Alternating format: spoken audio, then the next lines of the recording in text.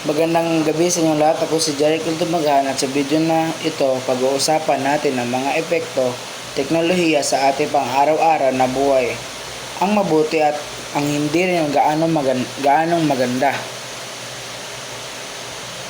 Ano ang teknolohiya? Ang teknolohiya ay tumutukoy sa mga kasangkapan, sistema at imbensyon na ginawa ng tao upang mapadali ang trabaho, komunikasyon at iba pang aspeto ng buhay. Mula sa simpleng telepono hanggang sa artificial intelligence, kasama lahat ng ito sa teknolohiya. Positibong epekto ng teknolohiya. Una, alamin natin ang mga positibong epekto ng teknolohiya. Mas mabilis na komunikasyon. Mas madali at mabilis na ang pakikipag-ugnayan sa pamamagitan ng cellphone, video calls at social media. Kayang makipag-usap sa kahit sino saan mang panig ng mundo. Edukasyon. Malaki rin ang tulong ng teknolohiya sa edukasyon. May online classes, education apps, at digital libraries. Mas naging accessible ang kaalaman na kahit sinong estudyante. Kalusugan. Sa larangan ng medisina, nagagamit ang mga makabagong teknolohiya para sa mas mabilis at mas epektibong gamutan. May telemedicine, online consultation at high-tech medical machines. Trabaho at negosyo. Sa trabaho, napapabilis ang production sa tulong ng machine at automation. Sa negosyo naman, lumawak ang opportunities dahil sa e-commerce at online platforms. Negatibong epekto ng teknolohiya. Ngunit hindi rin maikakaila na may negatibong epekto ang teknolohiya. Pagka-addict sa gadgets. Maraming kabataan ngayon ang nalululong sa cellphone at computer games. Nawawala sa tamang oras ang pag-aral at tulog. Kakulangan sa personal na ugnayan.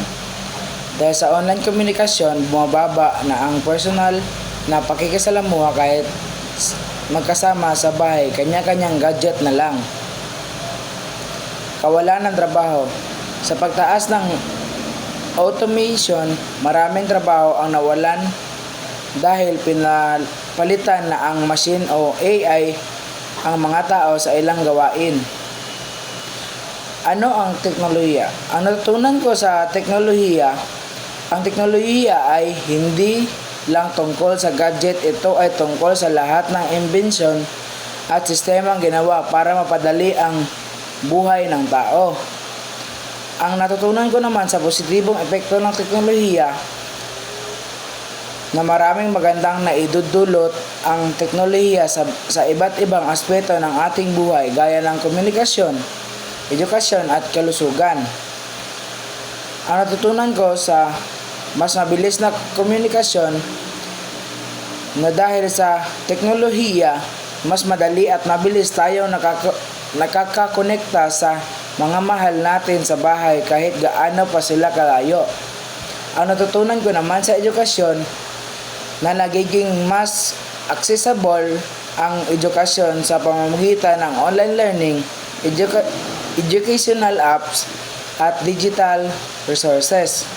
Ang natutunan ko naman sa kalusugan na ang teknolohiya ay ginagamit din sa pagpapabuti ng kalusugan ng tao mula sa online consultation hanggang sa makabagong medical machine.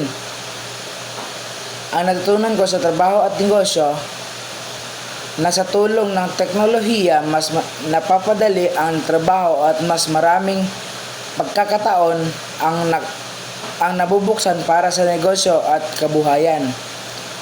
Ang natutunan ko sa negatibong epekto ng teknolohiya na kahit maraming benepisyo ang teknolohiya, may kaakibat din itong mga panganib at hindi kanais-nais na epekto sa ating buhay.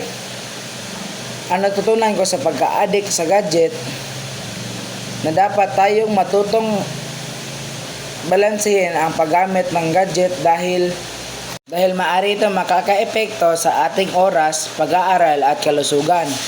Ang natututunan ko sa kakulangan sa personal na ugnayan na mahalaga pa rin ang personal na komunikasyon at hindi dapat palaging umaasa sa online interaction lalo na sa pamilya at kaibigan.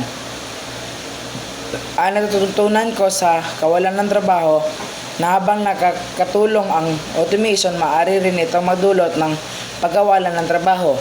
Kaya mahalagang magpatuloy tayo sa pag-aaral ng mga bagong skill. At yun lamang po, maraming salamat.